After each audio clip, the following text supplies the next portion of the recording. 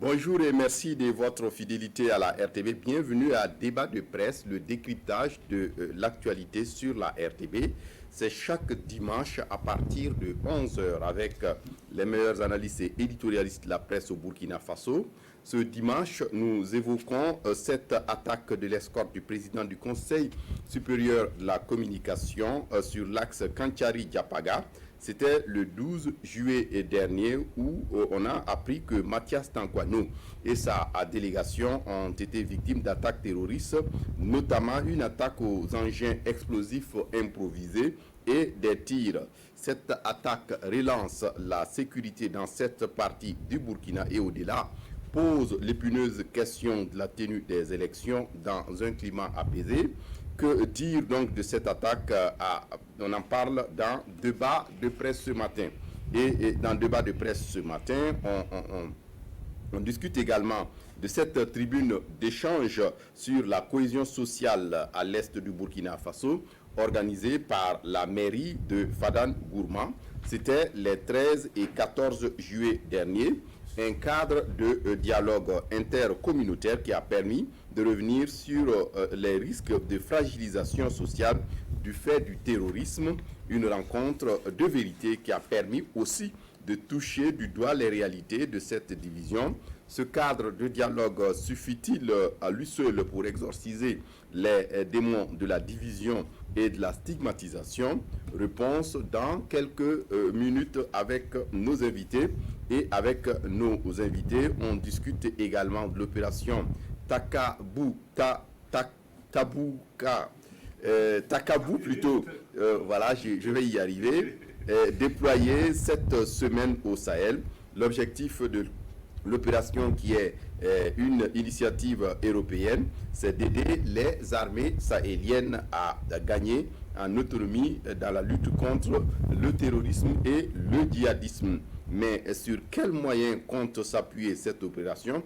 On en parle dans cette émission, et dans cette émission, nous parlerons aussi des fortes pluies ces derniers temps au Burkina Faso et les risques d'inondation dans le pays. Et dans la soirée du 14 juillet dernier, le préfet de Boudri et 4 autres personnes ont péri dans les eaux de retour d'une mission. Quelles sont les précautions à prendre? On en discute avec nos invités ce matin. Et nos invités, c'est d'abord Paul Miki Wamba de Ouaga FM. Bonjour Paul. Oui, bonjour Fuseni Kindo, bonjour. Merci d'être là pour débat de presse. Deuxième invité, Boukari Woba de Mutation. Bonjour Boukari. Bonjour Kindo. Merci d'être là pour le débat. Troisième invité, Yacinthe Bourou-Seke Sanou de Omega FM. Bonjour Yacinthe. Bonjour Fuseni. Merci d'être là pour le débat. Et enfin, quatrième invité à débat de presse, Xavier Belemiégré de Radio Burkina. Bonjour Xavier. Bonjour Kindo. Et merci d'être là pour le débat. D'ailleurs, on commence avec vous Xavier, le président du Conseil supérieur de la communication, en tournée à l'est du Burkina. Et lui et sa délégation ont essuyé des tirs, mais aussi leur véhicule semble-t-il a sauté sur des engins explosifs improvisés. Et vous, comment vous analysez cet acteur? Est-ce que c'est l'inquiétude a atteint un saumon? Bon, peut-être on peut le dire ainsi, mais je pense que ce n'est pas nouveau, ce genre d'attaque. Certainement que le fait que ça ait visé une personnalité qui était pour une mission de communication par rapport à des enjeux des élections, peut-être c'est là la nouveauté. Il faut dire que cette attaque interpelle les acteurs qui sont engagés dans le processus électoral par rapport à la disposition sécuritaire qu'il faut renforcer dans le cadre donc de cette organisation, et aussi aux acteurs locaux, parce que il y a un rapport des députés qui a plus ou moins été critiqué sur la toile par rapport à l'insécurité. Mais je pense que ça interpelle surtout les autorités à beaucoup plus accentuer les mesures sécuritaires dans ces zones à risque. Est-ce que pour vous, cette attaque donne raison aux députés oui, qui ont sillonné le pays et qui ont pu voir un certain nombre de réalités? Quelque part, oui. parce qu'ils ont dit qu'il y a au moins 52 députés dont la légitimité pourrait être remise en cause si on organisait les élections dans ces conditions. Maintenant, je pense que ça interpelle beaucoup plus le gouvernement par rapport à les dispositions sécuritaires qu'il faut renforcer dans cette période cruciale. Ça donne raison aux députés d'une part parce que lorsqu'on lit un peu leur rapport, ils ont dit que lorsqu'ils tenaient leur rencontre, il y a des gens qui étaient obligés de contourner, faire environ 300 km pour venir participer à la réunion. Ça montre jusqu'à quel point la situation sécuritaire dans ces zones est difficile et qu'il faut renforcer les moyens. Mais au-delà des moyens, je pense qu'il faut peut-être voir la lutte dans sa dimension sous-régionale. Peut-être on va revenir lorsqu'on va parler de la force Takabou. Parce que depuis que ces attaques se multiplient, on ne sent pas cette réaction dans la sous-région par rapport. On a vu même une attaque similaire dans un pays voisin en Côte d'Ivoire. Mais bon, on observe et c'est comme si rien n'était. Alors que les pays membres de la CEDEAO se sont réunis l'année passée, septembre 2019, ou c'était en octobre, je ne me rappelle pas exactement, et la préoccupation avait été posée. Alors, s'il n'y a pas de solution structurelle, endogène par rapport à la sécurité en tant que telle, est-ce qu'il ne faut pas envisager une solution sous-régionale? Et qu'est-ce qu'on met en place, cette solution sous-régionale? Je pense qu'il faut y réfléchir. Yacine Sanou, est-ce que pour vous également, l'heure est la réflexion, si on sait qu'on doit avoir des élections dans quelques 3 mois? Oui, bien sûr, parce que je pense que le rapport des députés ne disait pas faux, on le sait très bien, il campait une réalité sécuritaire, peut-être c'est dans la forme que la proposition des députés a creusé sa propre tombe.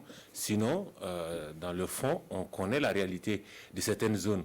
Au Burkina, on a vu avec l'opération d'enrôlement, la CENI elle-même a dû héliporter sur certains sites des opérateurs de kits, et justement la zone où on a frôlé le pire avec le convoi du président du CSC a été donc prise en compte comme zone rouge par la CENI. Donc la réalité est là, et comme l'a dit Xavier, on le sait aujourd'hui, pour parcourir 70 km dans certaines régions du Burkina, les gens ont besoin d'en faire 300, passer par un pays voisin pour revenir donc en toute sécurité. Donc il y a forcément des problèmes liés à l'organisation des élections. Maintenant, la proposition elle-même, pour moi, c'est dans la forme qu'elle a pêché, la proposition des députés de report, parce qu'il y a eu le format de huis clos et le rapport remis au président du FASO, sans que, pour moi, les QG, les états-majors des partis politiques ne soient véritablement imbibés et sensibilisés, et que le public aussi soit édifié sur ce que les députés ont pu voir avant qu'on en aboutisse à cette proposition-là, qui a été qualifiée très vite de volonté de Lenga. Et quand on connaît aussi les velléités de certains députés au sein de leur même parti, les velléités prêtées en tout cas certains députés au sein de leur propre parti, naturellement, ça n'a pas fait ça a fait long feu cette proposition. Pour moi, aujourd'hui, il y a une réalité qui est là. Si on décide d'aller aux élections, c'est avec les moyens qu'il faut et en fonction de cette réalité. Aujourd'hui, il est clair que certaines localités ne pourront pas voter, d'autres devront voter sous haute surveillance. Et je pense que, comme l'a dit Xavier, c'est aux autorités compétentes de prendre en compte cette donne-là, parce que si la décision est d'aller au vote, il faut y mettre les moyens. Oui, Paul, est-ce que c'est votre avis également que c'est inquiétant, mais il faut arriver à pouvoir poser par la tête et revoir les choses? Oui, je pense que la situation que nous vivons mérite quand même une concertation nationale qui devrait aller au-delà de la seule Assemblée nationale, si c'est pour effectivement répondre à votre question. Et je crois que ce n'est pas la première fois que les Burkinabés s'inquiètent de façon très sérieuse sur la question de la sécurité. L'attaque du convoi du président du Conseil supérieur de la communication vient une fois de plus interpeller sur le fait qu'au niveau de certaines régions du Burkina, les attaques terroristes sont désormais ciblées.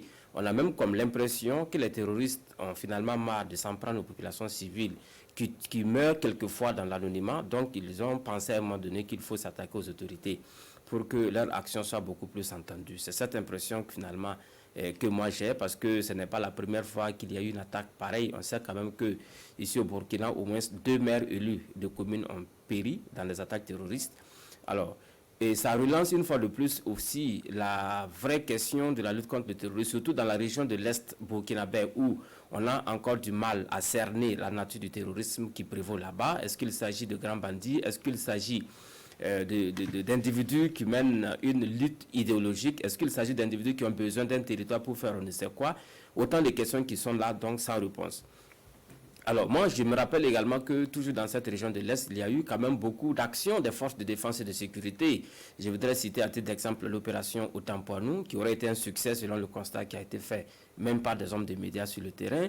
Il y a eu beaucoup d'autres actions sur le terrain. On a même connu des interpellations d'individus dans des combats avec les forces de défense et de sécurité. Mais la question que je me pose et qui est sans réponse aujourd'hui, où est-ce qu'il en est avec les investigations côté judiciaire? Parce qu'aujourd'hui, on peut effectivement s'interroger sur le fait que depuis le temps que nous luttons contre le terrorisme, il y a eu quand même des interpellations. On nous dit qu'il y a des terroristes ou du moins des individus présentés comme tels qui sont en détention aujourd'hui, mais je m'interroge et je me demande pourquoi jusqu'à aujourd'hui on n'a pas quelques pistes d'explication sur les motivations de ces individus qui occupent particulièrement la région de l'Est, où on a beaucoup de conséquences en termes d'écoles fermées, de déplacements de population, etc.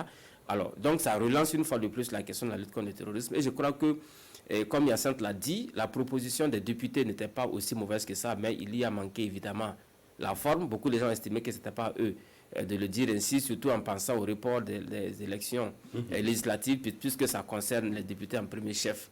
Alors, donc, je crois qu'il n'est pas tard d'avoir justement un dialogue national sur cette question du terrorisme. Et je crois que les prémices ont déjà commencé, puisqu'il y a même des gens qui arrivent quand même à se rencontrer autour de ces questions-là. Je crois qu'il faut aller vers cela et puis voir de façon concertée comment est-ce que l'on peut lutter efficacement contre le terrorisme. Je souscris à l'idée également de Xavier, et dans le cadre d'une lutte sous-régionale, pourquoi pas, on se demande pourquoi les États aujourd'hui sont à peu près, et à la limite abandonnés à eux-mêmes, ou en dehors de quelques actions concertées dans le cadre du G5 Sahel ou dans le cadre des forces militaires françaises, etc. Donc autant de questions que l'on se pose et sans réponse. Et je crois que c'est assez inquiétant, ce qui est arrivé justement au président du Conseil supérieur de la communication et sa délégation. On peut dire Dieu merci, ils ont eu la vie sauve. Ça, c'est vraiment par coup de chance. Il y en a qui ont eu moins de chance qu'eux. Et on ne sait pas de quoi demain sera fait. Est-ce qu'il n'y aura pas effectivement d'autres attaques de cette nature qui sont ciblées quand on sait effectivement que nous sommes en année électorale et que d'ailleurs même avant l'année électorale, nous sommes en période d'examen. Ça peut être effectivement des occasions choisies par les terroristes pour faire mal, puisqu'il y a le baccalauréat également qui se prépare dans cette région. Donc tout compte fait, il faut effectivement une certaine concertation dans la perspective de ces élections et voir comment organiser le déplacement des autorités principalement, parce qu'elles deviennent de plus en plus la cible des terroristes. Et on sait aussi que la question des infrastructures est au centre de cette situation, parce que les terroristes mettent les engins explosifs dans des routes non bitumées, comme ce qui est arrivé effectivement au convoi du Conseil supérieur de la communication. Donc autant de réflexions à mener avec l'armée pour voir comment maîtriser cette zone-là. Oui, et Boukari Ouroba, on l'a vu l'intéresser, le président du Conseil supérieur de la communication, Mathias Tankwanou, qui avait été interrogé sur le sujet, disait qu'il rend grâce à Dieu pour ses bienfaits, avant de traduire sa reconnaissance aux membres du territoire régional de l'Est. Est-ce que c'est suffisant pour nous sortir de ce pétrin? Il faut rendre grâce à tout le monde, à Dieu, aux man, et aussi aux policiers qui étaient avec, du moins aux agents de sécurité, que ce soit pour de défense et de sécurité qui étaient avec lui, qui ont certainement posé les gestes qu'il fallait au moment qu'il fallait, parce que en ce moment-là, c'est une course contre la montre, c'est une course contre la mort. Je crois qu'ils ont eu certainement la réaction qu'il fallait en sachant l'extirper et puis peut-être le mettre en lieu sûr. C'est vrai aussi qu'on voit tout de suite qu'il y a eu la main de Dieu. Il y a eu la main de Dieu. Pourquoi? Parce que je suppose que l'état dans lequel on voit le véhicule, ça suppose que l'engin explosif a explosé au moment par une sorte d'anticipation. C'est-à-dire juste quand le véhicule est monté sur l'engin explosé, que ceux qui étaient à côté ça veut dire quoi? Peut-être que c'est inquiétant. Ceux qui ont posé l'acte savaient avec beaucoup de précision bien sûr, la composition du convoi et peut-être même la localisation du véhicule. Absolument, c'est ce qui est plus inquiétant parce que je pense qu'il était déjà allé et puis il revenait. Le temps d'aller, peut-être que ces individus-là ont eu l'occasion d'être informés sur le fait qu'il est parti et qu'il doit revenir. Non seulement il y a ça, mais aussi la composition, la structuration certainement du convoi. Parce qu'il y avait un véhicule quand même qui ouvrait le convoi et ce véhicule-là est passé sans qu'il y ait de danger. Et ils ont attendu que ce soit le véhicule donc, de l'autorité, donc ça veut dire que ça a été bien ciblé avant donc d'actionner. Ça nous montre aussi clairement que ce ne sont pas des engins qui sont piégés et qui sautent automatiquement. Il ne suffit pas de poser le pied, de monter sur l'engin pour que ça explose, mais il y a des gens qui sont à côté, qui sont munis d'une sorte de détonateur et qui visent les cibles bien choisies avant donc de déclencher donc la détonation. Donc ici, visiblement, et c'est ça la particularité, ce qui doit nous inquiéter dans cette attaque-là, c'est que le président du Conseil supérieur de la communication était véritablement ciblé. Autrement, ça aurait pu être un non-événement.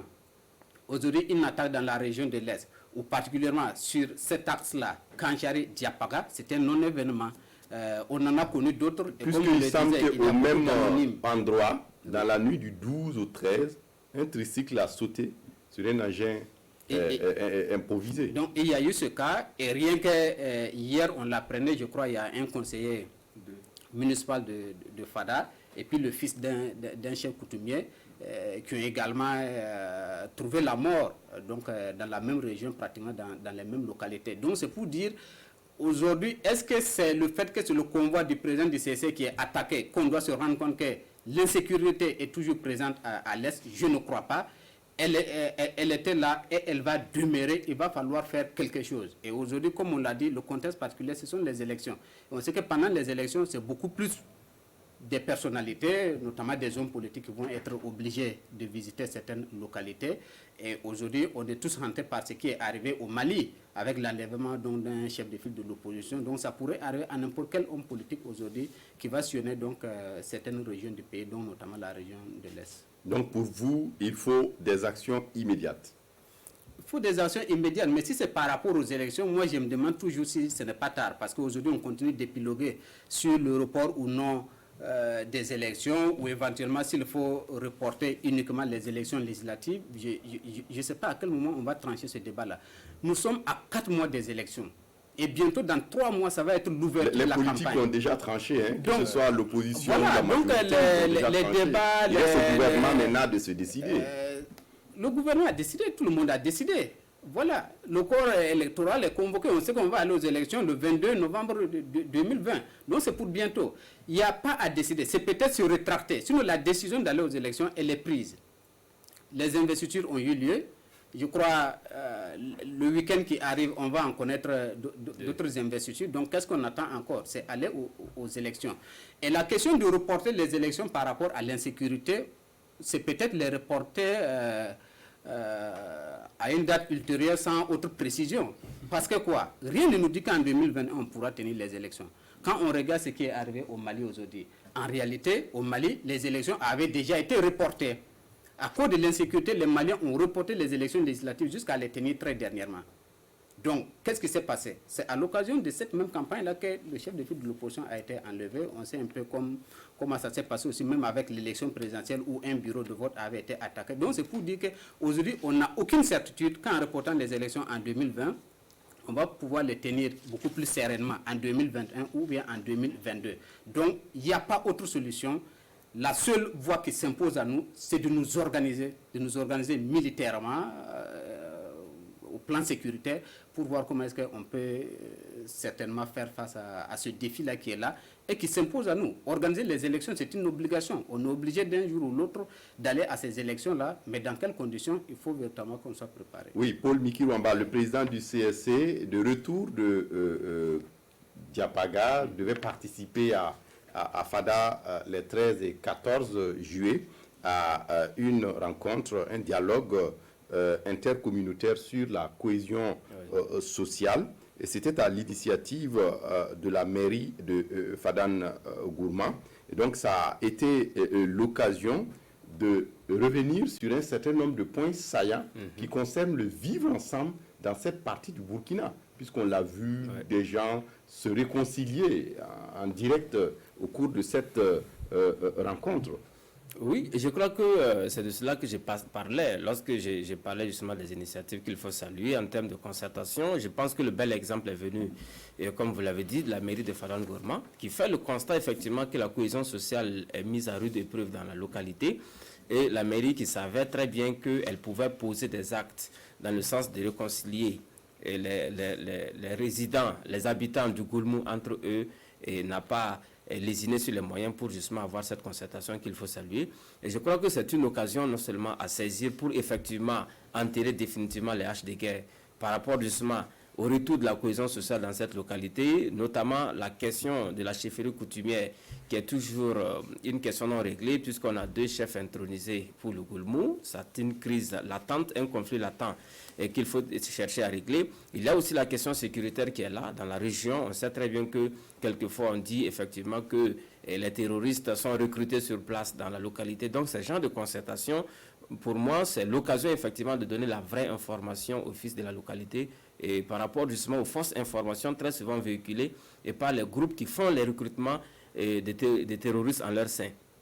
Donc c'est une action qu'il faut saluer et je crois qu'au-delà de Fadane Gourma, au-delà de la région de l'Est, c'est une action qui devrait faire tache d'huile pour toute localité où la cohésion sociale est mise à rude épreuve. Moi, je reste convaincu que ce sont ces genres d'initiatives qui peuvent venir effectivement qui peut aboutir à de véritables réconciliations. Parce que la réconciliation telle que nous pouvons la penser depuis Ouagadougou, elle peut être erronée parce qu'on a quelquefois l'impression que l'État central, qui est quelquefois appelé à la rescousse pour des cas d'effritement de cohésion sociale, peut tout régler. Pourtant, il y a quand même des mécanismes, j'allais dire locaux, et qui existent, qu'il faut quelquefois actionner. Comme vous l'avez dit vous-même, on a vu cette réconciliation en direct à l'occasion de cette rencontre. Et on espère que c'est sincère et je crois qu'il faut encourager ces genres d'actions. Et parce que, bon, la mairie aurait pu dire que, bon, elle, ce n'est pas son rôle, évidemment. Parce qu'une mairie, c'est gérer l'exécutif local. Elle pourrait dire que ce n'est pas son rôle. Mais bon, elle a vu qu'elle pouvait le faire et je pense qu'elle a réussi à le faire. Et je crois que c'est tant mieux pour la localité. Et j'espère bien que toute localité où la cohésion sociale est mise en route vont s'inspirer de cet exemple venant de Fadane Gourma, qu'il convient de saluer, mais il reste à voir jusqu'à où on va aboutir, parce qu'on n'est qu'au début. Est-ce qu'il s'agit d'une réconciliation sincère? Parce qu'il y a beaucoup de choses, effectivement, à dire à ce niveau dans cette localité. Oui, il y a beaucoup de choses à dire à ce niveau, surtout qu'au cours de la rencontre, les participants sont revenus sur un peu ce piège dans lequel les terroristes sont en train de conduire tout le monde. Et à l'est du Burkina, dans les communautés, les Goulmatiers ne font plus confiance aux Peuls, les Peuls ne font plus confiance aux Moussis, les Moussis ne font plus confiance aux Goulmatiers qui estiment qu'ils accordent des gîtes aux terroristes. Et finalement, tout est mélangé, tout est Nyami, comme on le dit au Burkina. C'est juste ce que vous dites, il y a des choses qui donnent froid au dos, qu'on n'a pas envie de dire. Sinon, il y a des localités, il y a des zones dans la région de l'Est où, quand vous êtes de telle ethnie, vous savez que vous n'avez pas, vous ne pouvez pas mettre pied là-bas, vous n'avez pas le droit de citer, sinon c'est la mort qui vous attend. Et pareil, quand vous allez de l'autre cas en attendant d'une autre ethnie aussi, c'est la mort qui vous y attend. C'est des réalités aujourd'hui dans certaines localités de ce pays, et notamment à l'Est. Et ça, c'est très dangereux. Donc c'est pourquoi il faut saluer ce qui s'est passé donc à Fada. C'est une initiative locale, mais qui certainement peut avoir certainement son impact positif. On ne dit pas tout de suite que ça va décrisper la situation et que ça va ramener la sérénité, la paix, mais c'est déjà un bon pas et il faut poursuivre cela. Nous avons un ministère qui est totalement dédié à ça, le ministère délégué chargé de la cohésion sociale.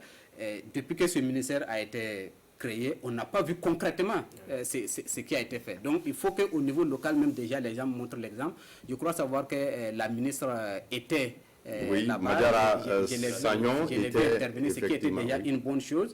Donc, c'est un chemin qui vient de lui être montré. J'espère qu'aujourd'hui, ils ont fini la réflexion parce qu'ils étaient dans la rédaction de beaucoup de textes et ainsi de suite. Il faut finir avec la rédaction des textes, il faut descendre sur le terrain et puis faire ce qu'il y a lieu de faire. Parce que ça, c'est la vraie réconciliation comme ça. Parce que la réconciliation au niveau national dont on parle, c'est beaucoup plus une réconciliation, on l'a toujours dit, politique, entre des acteurs politiques.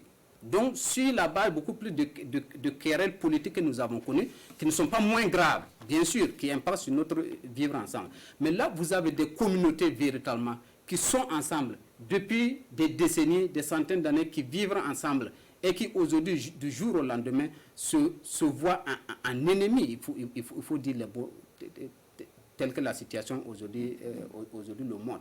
Il faut faire quelque chose et je crois que les maires peuvent jouer leur rôle et il faut donc féliciter donc la commune de Fada Nungourma qui a organisé donc cette rencontre des communautés. Oui, Hyacinthe Sanou, vous également, vous pensez que la mairie de Fada est à féliciter et au-delà peut-être de la rencontre, c'est un symbole, une voie qu'on nous indique.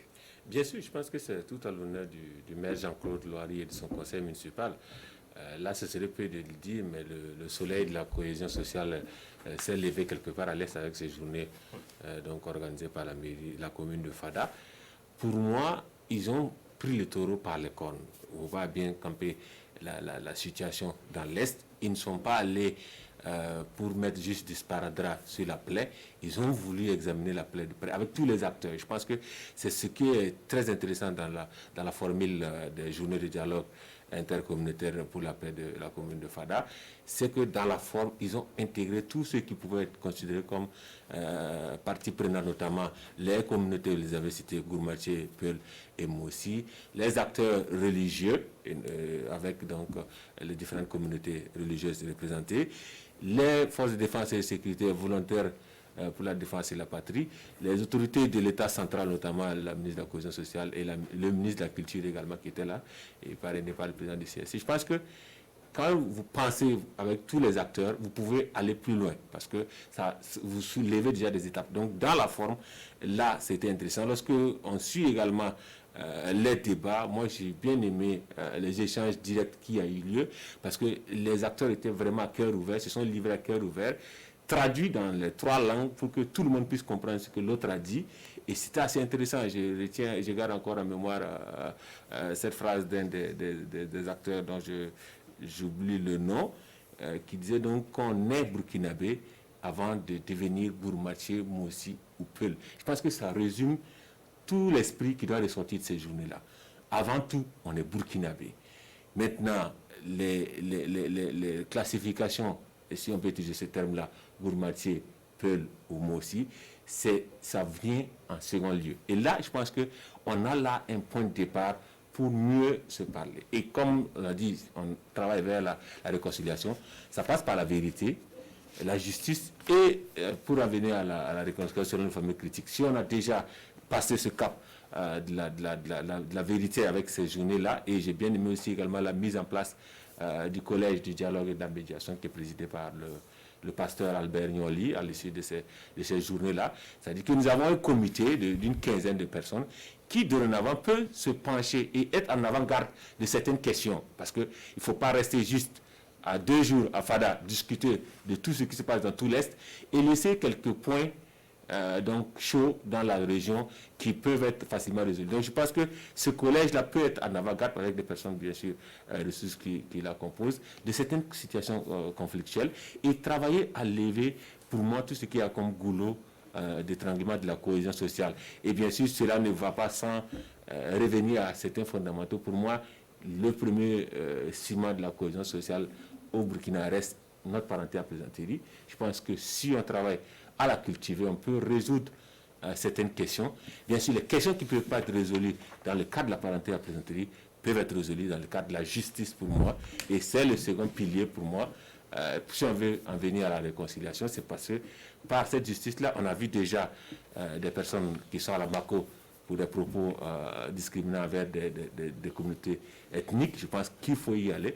Il faut aussi espérer que les différentes enquêtes sur les agressions présumées envers des communautés puissent aboutir, parce que ça passe par là également, si l'on veut que nous puissions vivre ensemble, que l'on sache qui est qui, parce que, comme on le dit, autant il y a des bons dans une communauté, autant il y a des mauvais, et autant ce nombre de bons se retrouve dans l'autre communauté. Donc, il n'y a pas lieu de dire que c'est telle communauté qui est la plus mauvaise et celle est la bonne.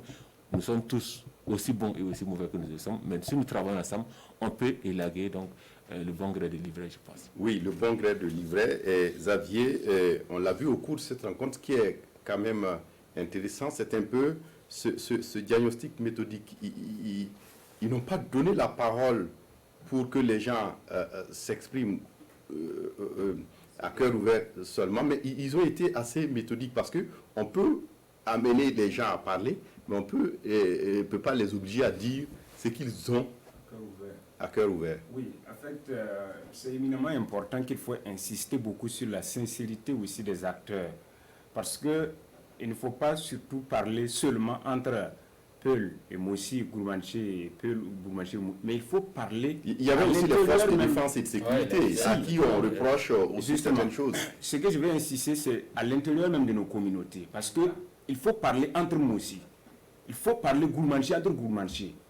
Parce que lorsque on veut recruter, par exemple, des terroristes, bon, moi, je ne suis pas convaincu qu'un Mossi peut aller convaincre quelqu'un, un Peul ou un Gourmanché, plus qu'un Mossi. Je vais dire que, par exemple, c'est plus facile pour un Mossi de convaincre un Mossi à aller dans le tourisme. C'est pour dire qu'on doit se parler à l'intérieur même des communautés. On a pris l'exemple de convoi qui a été attaqué par les terroristes. C'est sûr que ces gens-là vivent dans la communauté, ils connaissent bien les communautés, ils connaissent les étrangers. C'est la preuve que, comme on le dit, le verre est rentré dans le fruit et qu'il faut qu'on se dise la vérité. Il faut que les communautés aient aussi souvent le courage de dénoncer ceux qui ne sont pas bien dans la communauté. Le président du Conseil supérieur de la communication, interrogé sur le sujet de son attaque, a dit que le premier convoi qui est venu à la rescousse, après l'attaque, c'était dirigé par un maréchal des logis qui est Peul. Oui. Ça veut dire que il n'a pas pensé que c'est un petit Goulmatier. Il a pensé simplement au Burkinabé. Voilà.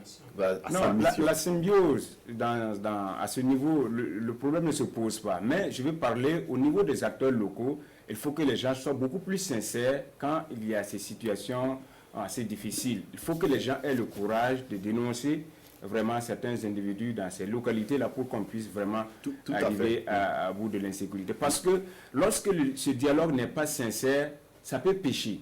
On peut être sincère intercommunauté, mais à l'intérieur des communautés, si les gens ne sont pas sincères, le problème va demeurer.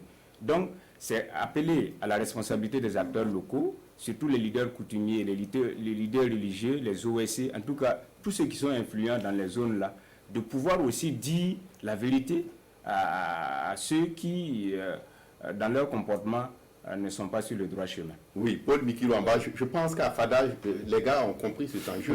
Au cours de la rencontre, c'est même ressorti les questions de stigmatisation, mais à l'intérieur, le président du comité contre la stigmatisation l'a dit, ils vont se parler entre communautés. Oui, je pense que ce langage entre communautés, effectivement, comme Xavier l'a dit, c'est assez important. Il faut que les gens se parlent entre communautés avant donc qu'il y ait ce dialogue intercommunauté.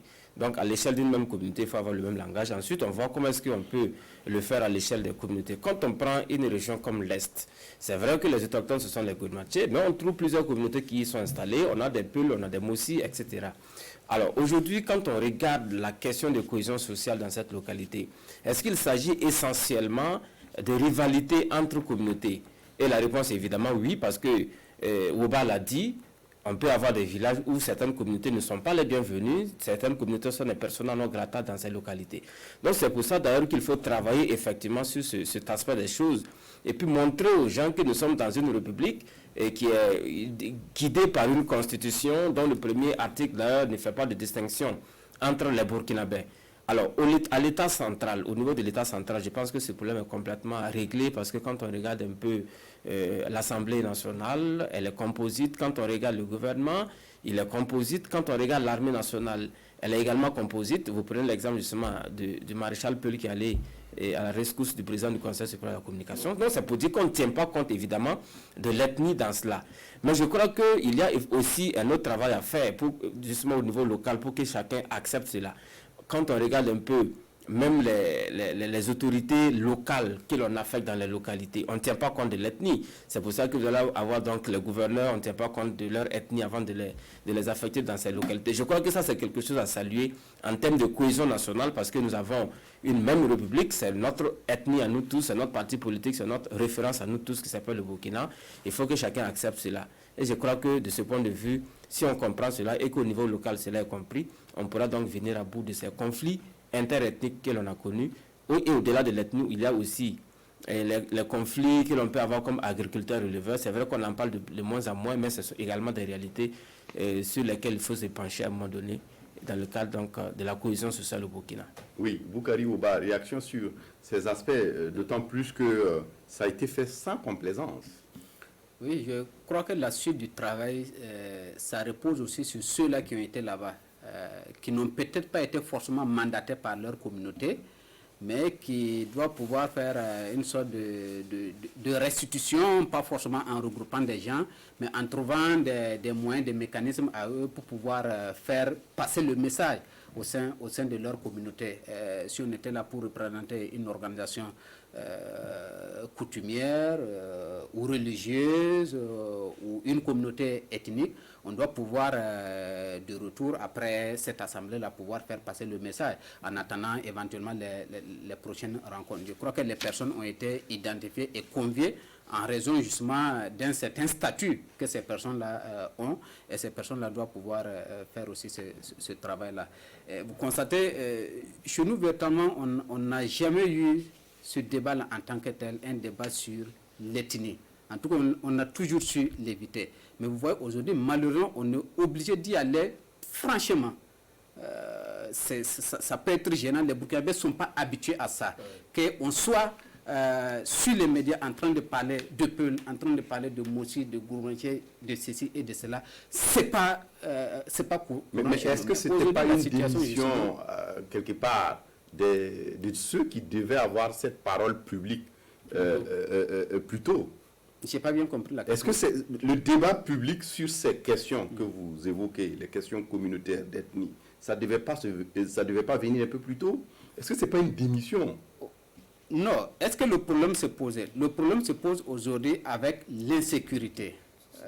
Voilà, avec l'insécurité. Je le disais souvent, ailleurs on a connu certains conflits. Au Burkina, on n'a pas eu de nord, on n'a pas eu de sud. Ailleurs, vous prenez des pays à côté de chez nous, les gens ne se gênent pas de parler de l'ethnie, de parler de telle région ou telle autre région. Véritablement, je ne sais pas si chez nous, on essayait de masquer les choses ou si le problème n'existe pas véritablement, mais ce n'est pas visible. Mais aujourd'hui, par rapport à l'insécurité, on est obligé de parler en citant, parfois même en indexant des communautés ethniques. Et cela est dommage. Mais j'espère plutôt qu'on va le faire de la bonne manière. Parce que quand on est obligé de le dire, il faut le dire dans le sens d'arranger. Aujourd'hui, quand on est obligé de dire qu'il y a tel problème par rapport à telle communauté ou telle autre communauté, ce n'est pas pour gâter, c'est pour arranger. Donc, il faut que tout le monde le comprenne ainsi. Et c'est en cela que c'est ce type de rencontre où on se retrouve, où des gens viennent pour, d'une certaine manière, en raison de leur appartenance à telle ethnie. Vous comprenez, on les invite en raison de leur appartenance à telle ethnie. Donc, ce type de cadre-là, c'est pour peut-être circonscrire le mal qui aujourd'hui véritablement gangrène notre société. Et j'espère qu'on va y arriver et qu'on va multiplier ces mérites de la rencontre de Fada. Oui, Hyacinthe, réaction et puis on va passer au troisième sujet. Sur la démission, je pense qu'elle est réelle. Il y a eu une démission à un certain moment donné. On a refusé d'aller, comme sur certaines questions qu'on estime assez délicates, qu'on qualifie de comme un tabou, l'homosexualité et autres. On a refusé d'aller sur l'ethnie, d'aller sur le débat, mais il faut reconnaître que ce n'est pas l'insécurité qui a amené le problème. L'insécurité, elle s'est juste apaisantie sur le lit qu'il y avait des préjugés et des ressentiments entre certaines communautés qui existaient, qui ressortaient de temps en temps comme conflit foncier ou comme conflit entre agriculteurs et éleveurs. Mais la problématique, je pense, existait bel et bien avant. Elle a changé parce qu'aujourd'hui, des acteurs dans ces communautés-là sont armés avec le phénomène de la sécurité. Donc, leur ampleur, leur action a plus d'ampleur et plus médiatisée. Sinon, je pense que si on avait commencé très tôt ces réflexions-là, à aplanir certains points de vue, on aurait pu transcender certaines choses et peut-être même que on n'aurait pas atteint ce niveau d'insécurité parce que si les terroristes ont pu s'implanter dans certaines zones, c'est parce qu'ils sont passés par des communautés qui étaient opposées à d'autres. Je pense que si ces communautés étaient soudées, elles auraient tout ensemble bouté, donc faire front et faire rempart à ces terroristes-là. Donc je pense que, bien sûr, le débat n'est plus là sur le timing ou non. Aujourd'hui, on a des actions, des initiatives comme celle de la commune de Fada. Il faut espérer qu'elle fasse tâche d'huile et il faut espérer qu'on n'ait plus ce poche de résistance dans le débat public, là, qu'on puisse clairement aborder les situations, parce qu'il y en a d'autres de poches de conflit au Burkina. Il faut aborder toutes ces questions-là pour permettre à chacun de s'exprimer, pour permettre de lever certains équivoques et travailler ensemble, en tout cas, combattre le terrorisme. Oui, je voudrais juste ajouter qu'au-delà de ce que nous disons, la nécessaire cohésion interethnique, il faut également soulever un phénomène. Et je pense bien que c'est le chef de l'État d'ailleurs qui le dit souvent, c'est que l'on peut appeler le repli identitaire. C'est-à-dire ça consiste pour une communauté donnée de faire une sorte d'écocentrisme sur elle-même. Il faut effectivement que certaines communautés acceptent de s'ouvrir vers d'autres parce que nous sommes dans un pays où on a une soixantaine d'ethnies. Alors s'il y a ce repli communautaire là-dedans, ça fait qu'il y a cette méfiance. On a les communautés étrangères qui n'arrivent pas à percer le mystère de certaines communautés alors qu'on est appelé à vivre ensemble dans le même village, dans la même commune, etc. Donc ça peut être également un phénomène qui va donc tirer vers le bas les efforts de cohésion sociale. Oui, on ne va vraiment pas faire le débat sur cette question. Boukari, on va voir... Juste une réaction, je suis en phase avec ce que Yassine dit. Je ne suis pas en train de dire que c'est avec l'insécurité qu'on se rend compte qu'il y a des problèmes entre les communautés. Mais j'ai dit c'est avec l'insécurité qu'on a commencé véritablement à indexer, à parler. Qu'on a eu le courage clairement de l'ethnie. De pouvoir poser ces problèmes. Et c'est d'ailleurs pourquoi je parlais un peu de démission. Je suis quelqu'un qui a assez travaillé sur cette question de conflit agriculteur-éleveur. Il y a eu des moments où j'ai dit franchement, il n'y a pas lieu de parler de conflit agriculteur-éleveur. Parce que les gens souvent ne s'affrontent pas parce qu'il y a un qui est agriculteur et puis l'autre est éleveur. Parce que vous allez vous rendre compte qu'au sein d'une même communauté ethnique, vous n'avez pas ces affrontements-là. Or, on a connu ces affrontements entre ethnies lorsque, une seule personne, certainement, a commis une faute, et puis il y a des représailles, et c'est toute la communauté aujourd'hui qui se retrouve être victime. On a connu ça beaucoup dans notre pays, dans plusieurs régions d'ailleurs. Donc, le problème, il existait, mais véritablement, pour vous le dire, moi personnellement, c'est la première fois sur un plateau de télé que je suis obligé de parler très franchement de l'ethnie, et j'ai dit ça peut être gênant pour les gens. Un début, oui. On va certainement revenir sur la question. Oui, Paul Mikirwamba, troisième sujet de débat, c'est la force Takuba qui est lancée depuis le 15 juillet dernier. C'est une force européenne qui doit pouvoir aider les armées sahéliennes à gagner en autonomie dans la lutte contre le terrorisme et le djihadisme sur le terrain. Certainement que les lignes commencent à bouger pour véritablement le soutien franc contre le terrorisme. On va l'espérer, on va espérer effectivement que les lignes commencent à bouger parce que ce n'est pas une première qu'on a une force étrangère qui vient en rescousse à ce qui se passe dans le Sahel. Alors cette nouvelle force vient s'ajouter à ce que l'on a déjà, et notamment l'opération Barkhane qui est là depuis 2014 dans la région. Et à cela s'ajoute également la force conjointe du G5 Sahel qui est soutenue également par la communauté internationale, parmi lesquelles les États européens. Donc, on a vu, comme vous l'avez dit, cette nouvelle force qui est soutenue par un certain nombre de pays européens.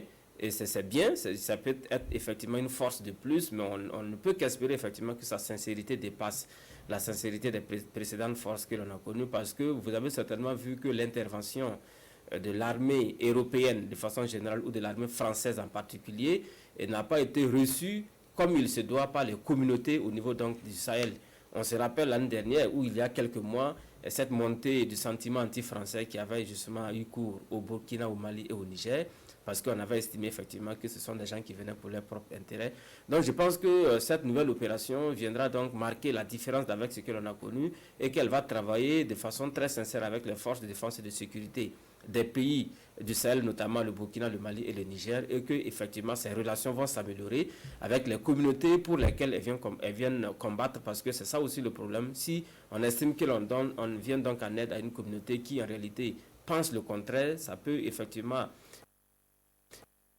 Si les Français qui sont là depuis des années n'ont pas pu apporter quelque chose, je ne vois pas ces Allemands ou ces Suédois peuvent apporter de nouveau qui va changer peut-être la philosophie ou la manière de voir des Africains par rapport à la protection de leur sécurité. Ça, c'est une réalité. On a besoin de moyens pour faire le travail. Nos forces de défense et de sécurité ont besoin de moyens pour faire le travail. Et on éclipse ça et on veut envoyer d'autres hommes pour faire le travail. On cherche du boulot pour d'autres. Oui, c'est une parade qui, de mon point de vue, va s'imposer difficilement et la mayonnaise risque de ne pas prendre. Oui, Yassine Sanou, vous êtes aussi dans ce pessimisme que... Non, pas du tout. Au contraire, je pense que l'opération Takuba ou Sabre en langue tamashek peut sonner le glas du terrorisme dans le Sahel. Tout simplement. Parce que, contrairement à ce que Xavier dit, il y a un mot-clé ici, c'est l'autonomisation de nos forces. Les moyens et les équipements demandés par nos forces de défense et de sécurité de nos armées, on connaît le problème. Malheureusement, il faut aussi le dire clairement, on a des cas où ces moyens-là, ce sont nos forces même qui les ont abandonnés sur le terrain et qui ont été récupérés par les terroristes. Alors, dans l'autonomisation, si on peut les amener à pouvoir tenir les différents bastions, c'est-à-dire en termes de transfert de compétences, et je pense que c'est l'une des actions clés, comme on aime utiliser des termes clés, en tout cas comme le cadre du développement, qui doit être également soutenu dans le cadre de cette opération Takuba, qu'on ait ce transfert de compétences au sein des armées du Sahel, et que déjà on puisse avoir, que ce soit les expertises stratégiques, mais également les expertises matérielles, pour pouvoir combattre le terrorisme. En tout cas, déjà pour moi, c'est une nouvelle bouffée d'oxygène pour les pays du G5 Sahel qui ne se sentent plus seuls dans cette zone-là, à lutter seuls contre ce titre terroriste. Il y a, bien sûr, vous avez évoqué le cas de la France qui était déjà là. Encore que cette donne elle est européenne, donc elle est encore plus globale, avec notamment 300 hommes prévu donc d'ici début 2021. Et avec ce terme, pour moi, j'insiste dessus, de travail à l'autonomisation de nos propres forces. C'est-à-dire qu'on ne vient plus en soutien, comme c'était le cas de Barkhane, de soutenir nos armées, mais c'est de travailler à ce que nos armées puissent elles-mêmes tenir certaines postes. C'est-à-dire inculquer certaines choses qui peut-être ne sont pas assez bien assimilées sur certains fronts. Mais je pense que c'est comme ça qu'il faut prendre la force Takuba. Et au-delà, ce que la force Takuba peut faciliter, c'est également cet aspect d'équipement sur lequel insiste Xavier. On a vu le blocage lorsqu'il s'est dit de la force conjointe G5 Sahel pour le déblocage des fonds, l'achat de certains équipements. Cette force Takuba, avec derrière elle la coalition pour le Sahel, n'aura pas forcément ces blocages-là. Elle a déjà des mécanismes pour ce qui est puisque c'est une force européenne, pour certaines choses. Et je pense que ça peut faciliter déjà l'accès à certains matériels demandés par nos forces de défense et de sécurité. Je pense que, en tout cas, comme on le dit trivialement, trop de viande ne garde pas la sauce. Déjà, c'est déjà bon qu'on ait une nouvelle force dans le Sahel et que cette force-là intègre une autre donne dans la lutte contre le terrorisme, qui est de travailler à ce qu'on puisse apprendre à nos armées à pêcher elles-mêmes le poisson plutôt qu'à leur donner le poisson au quotidien. Oui, Boukari. J'ose croire. Je vais partager l'optimisme de Yassine, mais véritablement, il y a un fond de scepticisme dans cette affaire-là. Parce que, voyez-vous, on multiplie les opérations. Aujourd'hui, opération Takuba, et moi, je vois que c'est encore l'initiative tout de même de la France, qui reste toujours leader dans la lutte contre le terrorisme au Sahel, au niveau de nos pays. qui est dans le G5 Sahel, qui n'a pas pu faire bouger le G5 Sahel, qui a besoin de moyens, qui n'a toujours pas de moyens. Donc, on laisse le G5 Sahel, parce qu'il faut voir ça comme ça, et on lance une nouvelle opération qui va mobiliser certainement des nouvelles forces et engager de nouveaux pays, ce qui est une bonne chose, mais tout de même, on ne peut pas être sur plusieurs fronts à la fois. À la fois, on veut que ce soit Takuba qui avance, on veut que ce soit le G5 Sahel, on veut que ce soit Barkhane, et puis quoi encore? On ne va pas s'en sortir. Aujourd'hui, avec Takuba, on voit des pays mobilisés. C'est Pays-Bas, c'est Suède, c'est Lettonie, Belgique, des pays dont on ne parle pas trop en termes de guerre. On ne sait pas exactement qu'est-ce qu'ils vont apporter en termes d'armement ou bien en termes de militaires. Certains vont juste injecter 1 ou 2 militaires, peut-être tout au plus 10. Et cette opération-là, pour moi, ne peut pas être le salut donc, du Sahel. On avait envisagé le G5 Sahel comme étant une solution endogène. Comment se fait-il qu'aujourd'hui, on soit déchanté jusqu'à ce point-là et qu'on veut croire qu'une opération qui est composée de 11 pays de l'Union européenne peut venir sauver le Sahel de la situation actuelle? Si la stratégie, c'est ce que Yassine dit, et effectivement c'est ce que je semble comprendre aussi, c'est de nous apprendre à pêcher, il faut dire que c'est trop tard. Celui-là qui doit nous apprendre à pêcher, c'est même d'abord la France, parce qu'elle est leader en tout. C'est la France qui est ici depuis, qui est devant toutes les opérations que nous menons. Mais concrètement sur le terrain, c'est quoi? Soit c'est nos hommes qui sont seuls, et puis de temps en temps, on vient ponctuellement appuyer, on forme des gens. Depuis combien d'années la France forme des gens? Équipe. Mais ça n'a pas suffi à nous autonomiser. Donc véritablement, si on ne peut pas revenir à la solution endogène qui était l'ambition du G5 Sahel, moi j'ai du mal à croire à l'opération. Dans nos prochains débats, peut-être revenir, vous le permettez, sur cette force Takuba. Voilà. Et on va peut-être, si vous le permettez, Paul Miki, revenir rapidement sur ces fortes pluies au Burkina et ces inquiétudes également que cela pose. On l'a vu, le préfet de Boudry dans le Zorgo et 4 autres personnes ont péri par noyade dans la nuit du 14 juillet dernier. Et donc, quelque part, il faut commencer à s'inquiéter peut-être pour ces pluies et puis appeler plus à la vigilance et à la prudence. Oui, c'est vrai. Bon, je voudrais d'abord saluer la mémoire de ces 5 personnes qui ont péri dans l'exercice de leurs fonctions, parce qu'il s'agit là d'autorités qui étaient en mission officielle pour servir l'État. Donc, c'est assez regrettable ce qui est arrivé. La deuxième chose que je voudrais dire, c'est que je salue également l'engagement de certains Burkinabés qui, malgré les conditions que nous connaissons, osent braver certains dangers pour aller justement servir la nation.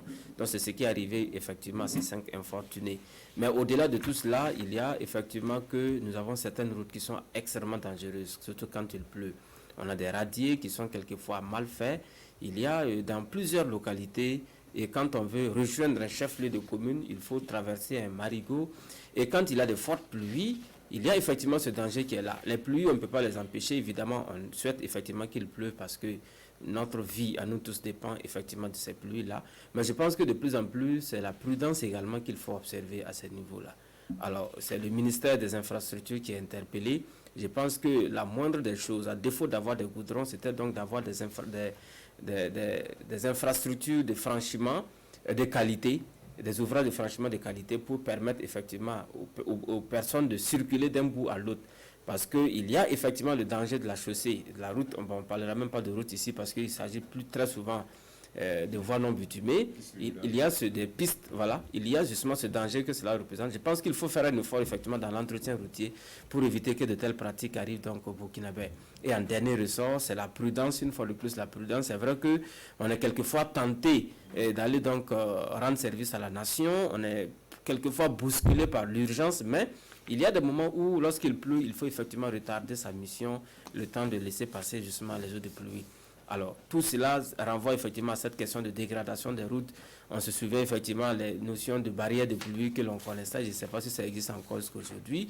Et quand il pleut, il faut barrer les routes et éviter donc, suspendre le trafic jusqu'à ce que les eaux passent pour éviter les dangers comme ce que l'on a connu et puis éviter également la dégradation des routes. Donc, tout cela mis ensemble, je pense que la plus grosse interpellation doit aller à l'endroit du ministère en charge d'infrastructure pour éviter, quand il y a des Burkinabés dans une certaine localité, il faut mettre l'accent sur les ouvrages de franchissement surtout. C'est là le danger parce que le drame qui est arrivé, c'est dans un radier. Et avec ce drame, on nous apprend effectivement que Les véhicules, quand ils traversent effectivement des eaux, le courant d'eau, ça devient facile à emporter plutôt que les piétons. Je crois que les leçons devraient être retenues pour tout ceci. Oui. Et Boukari Ouba, ce qui est arrivé, c'est un drame, c'est regrettable, mais il lui fallu aussi, comme l'a dit Paul Miki, qu'on mette aussi l'accent sur les infrastructures. Absolument, bien sûr. Je crois que c'est un peu partout dans ce pays. Si vous avez l'habitude d'aller en région, en province, vous comprenez l'importance des pistes rurales. À Ouaga, on a besoin de caniveaux, de routes qui vont jusqu'à dans notre quartier, devant nos portes. Mais des gens ont juste besoin d'une voie bien tracée pour pouvoir aller de la maison au service ou bien rallier un village. Et souvent, ce n'est pas évident. Donc, les pistes rurales, c'est vraiment très, très important. Je crois que c'était aussi un des axes sur lequel le gouvernement actuel est en train de travailler. Et on espère que ça va s'améliorer. C'est des infrastructures aussi, vous les réalisez cette année. Chaque année, il faut repartir. Parce que ça se dégrade facilement, c'est l'eau et puis tout ce que vous savez comme intempéries. Donc il faut repartir, les remettre à jour. Donc, d'éradier, il faut à l'entrée des saisons véritablement vérifier qu'effectivement ces ouvrages de franchissement tiennent toujours. Ce n'est pas toujours le cas parce que ça demande des moyens, ça demande de la mobilisation, ce n'est pas évident. Et malheureusement, nous déplorons aujourd'hui ces pertes-là, qu'il faut le dire, c'est pratiquement une administration locale qui a été décimée, sinon décapitée. Quand vous avez un commandant de brigade de gendarmerie, vous avez un préfet, vous avez une autorité coutumière, donc un chef religieux quand même, et vous avez leurs agents. C'est une administration locale qui est décimée. Mais aussi, il faut relier ces événements-là, non pas seulement au fait de la pluie, mais aussi aux examens scolaires. Qui aujourd'hui, c'était quand même pas habituel, que ce soit en juillet ou pratiquement en août, que nous soyons en train d'organiser donc le certificat d'études primaires pour des raisons qu'on connaît. Et puis le brevet, donc pour des raisons qu'on connaît. Donc ça aussi, c'est des victimes collatérales peut-être de coronavirus. Et je ne sais pas si on y a véritablement pensé quelles étaient les mesures véritablement édictées dans le cadre de l'organisation de ces examens-là, pour dire, bon, écoutez, on va quand même édicter un certain nombre de mesures en cas de voici ce qu'il faut faire ou bien voici ce qu'il faut éviter. Heureusement, je crois qu'on a pratiquement fini les compositions, au moins qu'il y ait le baccalauréat. Donc, je crois que le baccalauréat qu'il va avoir en août, il faut davantage se préparer et dicter un minimum de conditions pour dire aux gens, en cas de risque, il faut véritablement s'abstenir de... Voilà, c'est ça. Oui, Yassine Sanou. Comme on le dit, gouverner, c'est prévoir. On n'a pas pu prévoir de plan A, plan B pour cette situation malheureuse qui est arrivée. Entre autres, je pense qu'il faut, comme on l'a dit, anticiper et prévoir des plans C, D pour le bac qui arrive et qui est toujours dans cette zone, cette période donc pluvieuse. Et forcément, il y a des zones, on les connaît, qui sont inaccessibles lorsqu'il y a une simple pluie. Parce que sur le plan des infrastructures, il ne faut pas se le leurrer, on ne pourra pas les réaliser. Ou les réhabiliter en tout cas en cette période pour qu'elles soient de façon efficiente. Il y a ça qu'il faut avoir, il faut anticiper sur déjà le baccalauréat, mais il y a aussi ce travail de sensibilisation sur lequel il faut revenir mettre l'accent. Il y a déjà les comportements, on a vu, ça part d'un malheur, mais en tout cas c'était intéressant d'avoir cette sensibilisation sur le comportement à avoir en cas de crue d'eau, notamment sur des zones comme les radiers.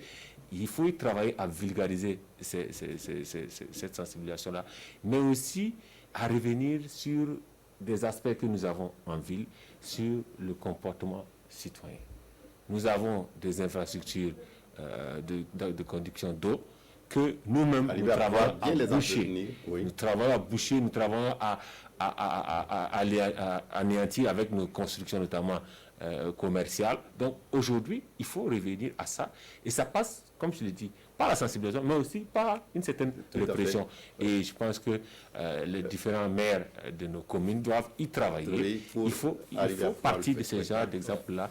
Comme on le dit, d'un grand mal peut naître un grand bien. Donc il faut partir de ce genre d'exemple pour vraiment travailler à avoir des comportements qui peuvent nous servir. Voici qui est bien dit. On va s'arrêter là, Xavier, désolé. Pour débat de presse, il est l'heure. C'est ce que nous précise. Merci à tous les 4 d'être venus pour le débat. Paul Mikirwamba de Ouaga FM, Xavier Belemiégré de Radio Burkina, Bourousseke Yassine Sanou de Omega FM et puis Boukari Woba de Mutation étaient là pour le débat de ce dimanche et 4 sujets étaient abordés. Merci à vous également, chers téléspectateurs, pour votre attention à cette émission. À dimanche prochain pour un autre dimanche de débat. Au revoir et à bientôt.